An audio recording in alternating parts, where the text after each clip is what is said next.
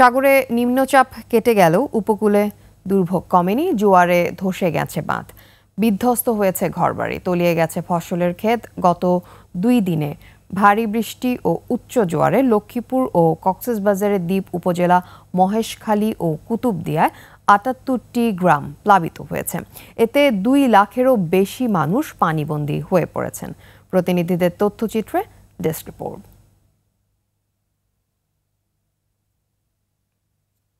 দর্শক, আমরা রিপোর্টের জন্য অপেক্ষা করছি।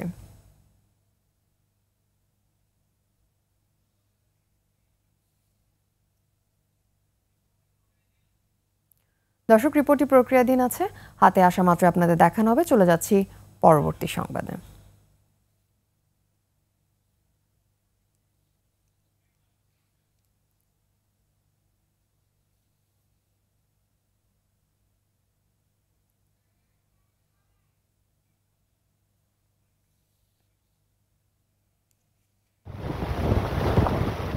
নিম্নচাপের প্রভাবে সারা দেশে শুরু হওয়া বৃষ্টি কিছুটা কমলেও ক্রমেই স্পষ্ট হয়ে উঠেছে উপকূলীয় জেলাগুলোর ক্ষয়ক্ষতি। জোয়ারের পানি ও জলোচ্ছ্বাসের ক্ষতি থেকে রেহাই পায়নি বাড়িঘর, সড়ক, বাঁধ। জলোচ্ছ্বাসের ক্ষত ভোলা জেলা জুড়ে। ঘরবাড়ি, গবাদি পশু, পুকুরের মাছ হারিয়ে সর্বশান্ত হয়ে গেছে অনেকেই। ঘরবাড়ি হারিয়ে খোলা আকাশের নিচে বসবাস করছে অনেক পরিবার। সবকিছু ভাঙ্গা ক্ষয়ক্ষতি হয়েছে, আমাকে উড়ানের এই ক্ষমতা আমার নাই। আমাদের গড় লেগেছে, এখন আমাদের নদীতে কোনো সামর্থ্য নাই যে আমরা এই গড়টা আবার তুলব। বাঁধটা যদি টিকসই হইতো তাহলে হয়তো আমরা এই যারা নিরীহ মানুষ আসছিলাম এতটা ক্ষয়ক্ষতি হইতাম না। তো কিছু নাই গড়টার, একজনের একটা দোকানে আমরা থাকি আয়া সবকিছু কষ্ট দুঃখ করতে আসি। আমাকে থাকারও জায়গা নেই, খাওয়ারও কোনো ব্যবস্থা নেই। পানি উন্নয়ন বোর্ড এবং ঠিকাদারি প্রতিষ্ঠান কার্যকরী পদক্ষেপ না নেওয়ার কারণে আমরা এখন আতঙ্কের দিন কাটাচ্ছি। মেঘনার অস্বাভাবিক জোয়ারে জেলার লালমোহনের সৈয়দাবাদ ও তজুমুদ্দিন উপজেলার চাঁদপুর ইউনিয়নের ক্ষতিগ্রস্ত বেড়িবাঁধ সংস্কারের কাজ চলছে। প্রায় 5,000-এর বেশি ক্ষতিগ্রস্ত ঘরবাড়ির তালিকা করেছে জেলা প্রশাসন। চাল ও শুকনো খাবার বরাদ্দের পাশাপাশি শুরু হয়েছে ত্রাণ বিতরণ কার্যক্রম। যারা অসমর্থ একেবারেই করতে, আমরা আমাদের যে টিন আছে ত্রাণের টিন দিয়ে তাদের ঘরবাড়ি তৈরি করতে আমরা সহায়তা করব। উদ্বোধনের আগেই কুয়াকাটার মেরিন ড্রাইভ সড়কটি ভেসে গেছে সাগরে। বৃহস্পতিবার ঢেউয়ের তোড়ে মাত্র 2 ঘন্টার ব্যবধানে সড়কটির এমন পরিণতি হওয়ায় ক্ষোভ জানিয়েছে পর্যটক ও স্থানীয়রা।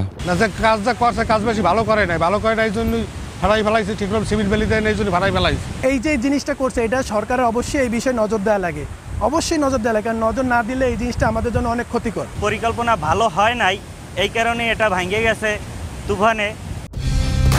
কালার এক্সপার্ট, জর্জ স্যাপ এবং মাইল্ড অন হ্যান্ডস টেকনোলজি সমৃদ্ধ অরিক্স ক্রিস্টাল ওয়াশ আপনার লন্ড্রি এক্সপার্ট। ঘটনা তদন্তে 5 সদস্যের কমিটি করেছে উপজেলা প্রশাসন। ঝালকাঠির কাঠালিয়ায় বিষখালী নদী তীরবর্তী 5 কিলোমিটার বেড়িবাঁধ আংশিক ভেঙে হুমকির মুখে পড়েছে ঘরবাড়ি ও ফসলি জমি। যে কোনো মুহূর্তে বাকি অংশ ভেঙে বড় দুর্ঘটনার শঙ্কা স্থানীয়দের। কাজের সন্ধানে বাইরে ছিলাম, এখন কাজকর্ম নাই, এই দাঁড়াই রয়েছি এই খাওয়াঘাট। 2 দিনের বৃষ্টিতে সাভারের সড়ক মহাসড়কেও পানি জমে আছে। যানজটে নাকাল হয়ে পড়েছে যাতায়াতকারীরা।